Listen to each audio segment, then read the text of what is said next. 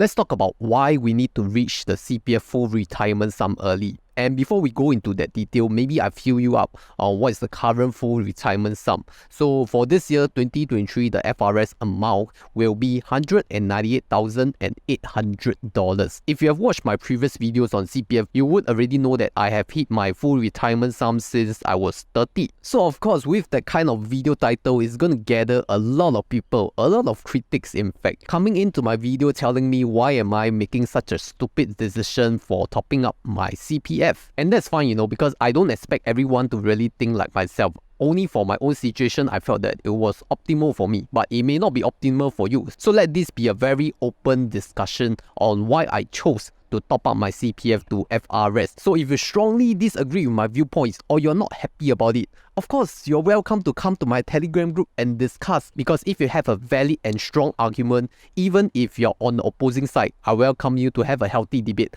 on Honey Money SG Telegram. And in today's video, I will highlight to you 3 benefits of doing so. So the first benefit of reaching the FRS early is that you don't have to worry about the yearly increment of the full retirement sum. Now, just in case some of you do not know, the full retirement sum or FRS will always increase year over year, whether you like it or not. Okay, in the previous year, it was $192,000. This year is over $198,000, and next year it will be over $200,000. And this is a fact. Okay, you can even fact check this on the CPF website, where they have already published the FRS of our future years. So this is a fact. This is not something I come up with. It's not a projection. It's not a prediction. It is a fact. So if you see, the annual increment is around 3.5%. Okay, they accelerated it from the previous 3%. Okay, now it's 3.5%, maybe to account for the higher inflation rates. But you see, 3.5% is still lower than what the special account interest is giving you, right? For those who know, your special account is giving you 4%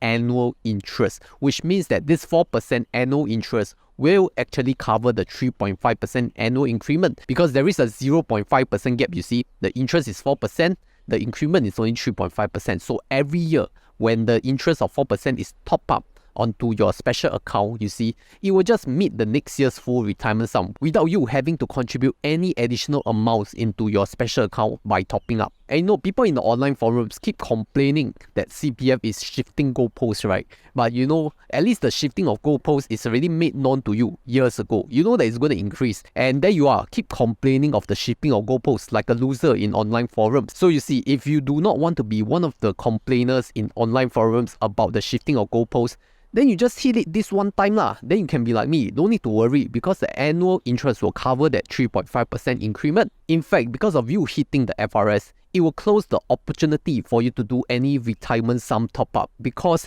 that is the max that you can top up to. There's really no more way that you can manually add money into the special account after you have reached the FRS. Of course, we are talking about the retirement sum top up scheme, not the voluntary contribution to the 3 account scheme. And once you reach the FRS, the opportunity will be closed for RSTU. But you know what opportunity is not closing? It's the message from my sponsor. This may be the best April in the past few years, because not only we have 2 public holidays in Singapore, but also you can win up to $500 by just depositing $1. Because this crazy company called Weibo decided to continue throwing away free money since they have extended their sign-up promotion till the end of April. How it works is that when you deposit any amount and hold that cash deposit for at least 30 days, you'll be entitled to 5 lucky spins, and each lucky spins will grant you from $10 to $100 of stocks from companies like Tesla, Apple, Microsoft or Google. And of course, there are no other complicated requirements like buying some number of trades, buying some mutual funds, all that complicated stuff. And it's really simple. So for those who have not taken action, this may be your final chance. So sign up for a Weibo account using the referral link down below, or scan the QR code right here to get your Weibo account today. The second benefit of reaching FRS early is that you do not have to worry about accrued interest. Accrued interest is a form of liability when you use your CPF ordinary accounts to pay for your housing. And most of us will use the CPF-OA to pay for our mortgage loan or down payment. because we do not have that much cash on hand, and that's really understandable. But you must remember that when you use your CPF-OA to pay down the housing loan or mortgage, you do have to incur this accrued interest on top of your loan interest because you have borrowed money from your future retirement funds, which is a CPF-OA, which is supposed to give you 2.5% per annum. Therefore, when you have sold the property at a profit, you need to first pay back to your own CPF-OA account to pay back the accrued interest first, because those are the interests that would have been earned if they stayed in the OA account instead of you withdrawing out to go and pay down your property loan. So you see, when you reach FRS, this accrued interest thing is not a concern anymore. Therefore, a lot of property gurus are actually telling you not to use your CPF because of this accrued interest kind of thing, and some people will tell you it's better to use cash, this kind of thing. But you realize when you actually hit your full retirement sum in your special account, you don't have to worry about accrued interest anymore. You must remember the rule of CPF withdrawals is that when you have reached 55 and you have amounts above the FRS, those amounts above the FRS can be withdrawn, right? So in a way, when you are above 55,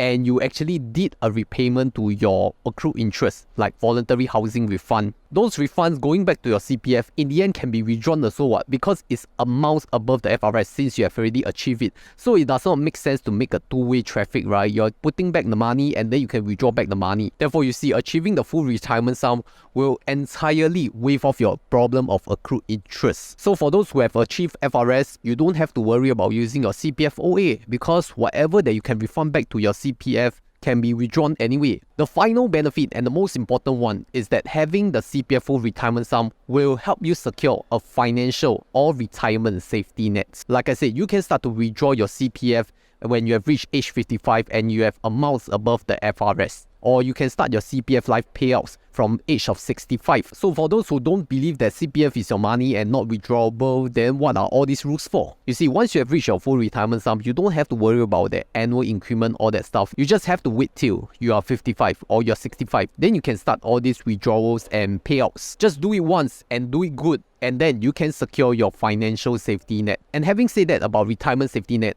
I don't believe that CPF should be your only retirement plan. CPF should just be part of it, right? You can have other investments, you can have other assets, even your property generating you rental income. All these can be sources of retirement funds, not just your CPF. So you do it once, you do it good, and you let compound interest take care of the rest. And once you have this safety net, you can start to take on more risks. Like myself, started a business, or if you want to take on higher risk investments, or you want to quit your job, you want to start a side hustle, all these things you can do, but is your financial safety net secured first? And I only quitted my job to do what I like after reaching the FRS, the full retirement sum. So this is a living example. So having said all these three benefits, are there disadvantages and are there cons of doing the FRS too early? Of course there are. The number one thing is, of course, if you top up too much in your special account via RSTU, you lose that tax relief opportunity because you have already filled up the special account with your own money, which means that in the future years, you are not able to do those RSTU for tax relief anymore. Or if you transfer too much money from your ordinary account to your special account,